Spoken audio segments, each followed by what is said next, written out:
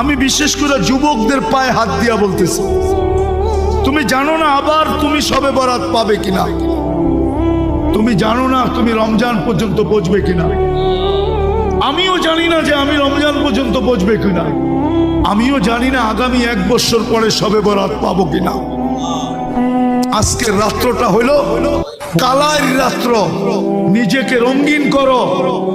ঘ্রাণ না নিতে পারো তো কমসে কম তুমি নিজেকে রঙিন করো, হাঁটুর ভিতরে মাথা দুটা ঢুকাও আর নিজের গুনাহগুলাকে স্মরণ করো যে আমি এতটুক বয়সে কত কত গুনাহ করলাম, ডেলি কতগুলা করি, কতগুলা করলাম।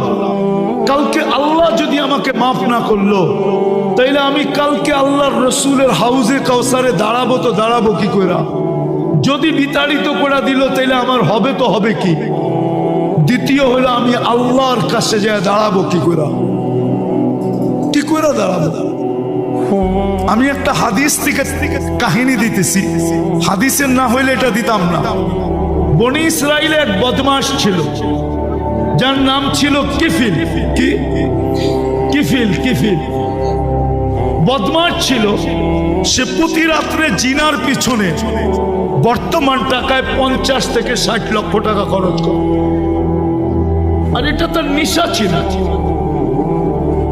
আল্লাহ তাকে এত টাকা দিছিলেন যে পাহাড় পর্যন্ত তার টাকার সামনে হার মানত। একদিন এক মেয়েকে নিয়ে আসছে, তো কামরার ভিতরে ঢুকায় বলতেছে আমি প্রস্তুতি নিয়ে আসতেছি। যখন নিয়ে আসছে প্রস্তুতি, তো দেখে মেয়ে অজরে কাঁদতেছে। তো বলতেছে ওই মেয়ে কাঁদিস কেন? আমি তো তোকে টাকা দিয়ে নিয়ে আসলাম, তুই নিজেই আমার হাতে ধরা দিলি, আমি তো তোকে জোর করে আনি নাই। তো মেয়ে বলতেছিল শোন কিফিল, আমি বাজারি মেয়ে না, আর এটা আমার পেশাও না, যে কোনো বিপদের কারণে আমি তোর হাতে ধরা দিতে বাধ্য হয়েছি। কিন্তু কাঁদি কেন জানিস? কালকে এই চেহারাটা আল্লাহকে কি করে দেখাবো? এতটুকু কথা তীর মারলে মনে হয় কিফিলের দিলে এত জোরে লাগতো না।